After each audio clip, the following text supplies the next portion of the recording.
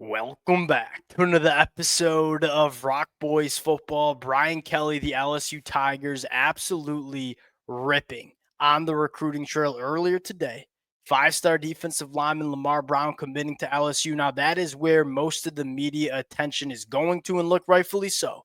I just got on and talked about Lamar Brown 2 hours ago. I think he's one of the best prospects in the 2026 cycle. Do not let three-star edge rusher DeAnthony Lafayette committing to LSU fly under the radar. This kid absolutely buzzes off the edge as a pass rusher. Now, I am not sure if DeAnthony Lafayette's ever going to be a all-purpose edge defender for LSU, but you talk about purely one of the best and most natural pass rushers in the 2026 cycle, you're looking at him with DeAnthony Lafayette. Now, it's not just me telling you that. We're going to turn on the film in just a second. We're also going to look at the production that this kid had at the high school ranks during his junior year. 73 tackles, 17 and a half sacks, 18 tackles for a loss. You will be hard-pressed to find an edge rusher that had more productivity than DeAnthony Lafayette during his junior year, and it checks out on the film. This kid has 6'1", 230. He's got a really interesting athletic profile where he is a shorter edge rusher. In fact, he might be one of the shorter edge rushers that we've seen come out of high school in a very long time. Kind of similar to how we talked about Gabriel Relaford a couple of years ago.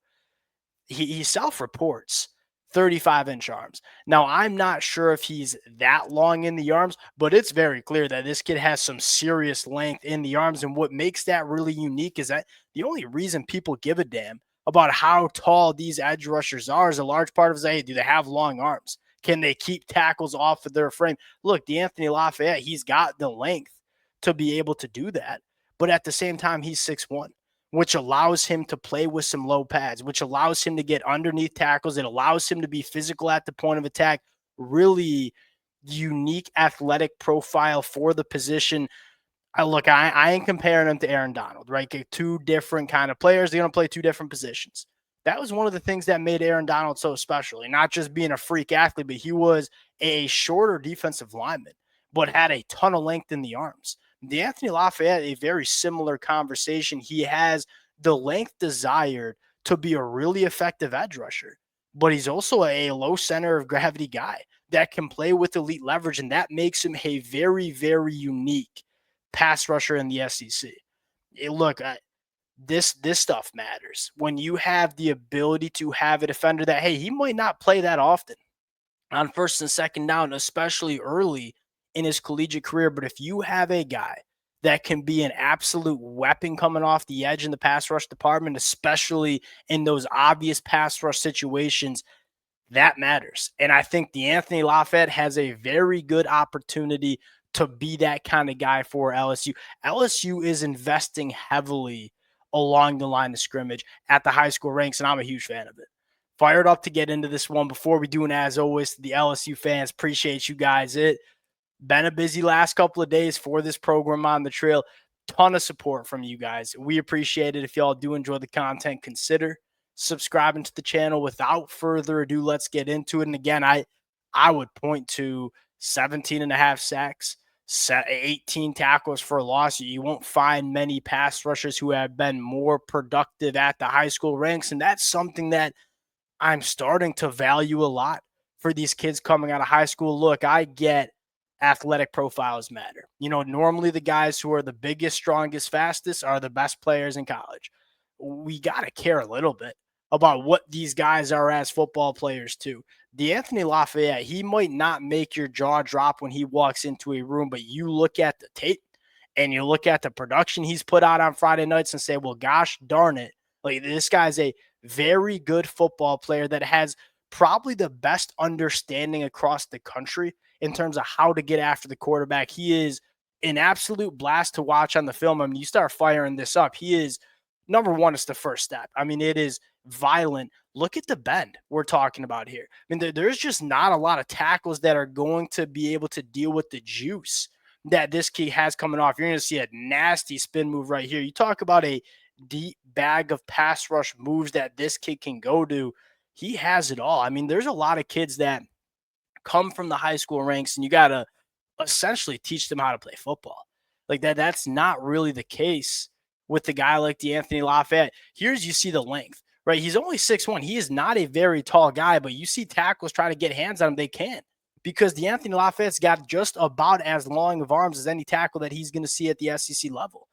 I think he's a blast to watch, can produce production and can produce pass rush wins from all along the defensive line. This is probably where he's best at, right? Wide 9, taking on this tackle in space. And I mean, he's just so twitchy, so twitchy. These tackles really struggle to get on his frame. It's not only because he's an elite athlete, but he has that elite length as well.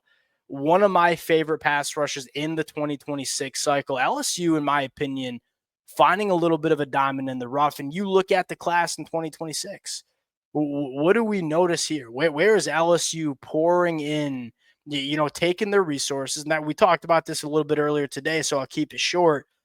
In this modern era of college football, you got a lot of different ways to build a roster, right? And you got all these resources, and you got to figure out where are we going to allocate these resources to put the best football team on the football field. Where is LSU allocating their resources? Yes, they've signed a couple of really good wide receivers, which I think is important. Like Tristan Key's dang good football player. We're hoping he sticks with LSU. But like at the wide receiver position, you can go get a guy like Barry and Brown on the transfer portal. What you can't do, look at all those names highlighted in red, both on the offensive line and the defensive line. This is where Brian Kelly is choosing to invest his resources at the high school ranks. Look, you don't sign a running back in 2026, you're going to be just fine. Like, number one, the running back room is young and talented as it is. I don't know if there's that much room to take 2 running backs in this cycle, much less 1. Hey, make sure you're investing on the line of scrimmage. That is exactly what Brian Kelly is doing. A lot of diverse skill sets. You have Lamar Brown, who I just think is a freak of freaks, one of those game wreckers from the inside. You look at Richard Anderson, like just the mammoth, big body interior defensive lineman that's going to do the 2-gapping, going to do the dirty work. Then you have Bo Trenton Henderson and DeAnthony Lafayette, who have immense pass rush upside coming off the edge. We'll see where LSU decides to go else. I personally think it's probably going to be Darius Gray on the offensive line. We probably can take Calvin Russell off this list. I don't think LSU will circle back to him. If I'm an LSU fan, I'm really fired up about how the roster building is going for the Tigers, especially at the high school ranks. We saw them crush it in the portal. I think they're signing or collecting or building very good class in 2026 as well. Appreciate you guys rocking with it. If y'all do enjoy the content, consider subscribing to the channel. We'll talk to y'all later.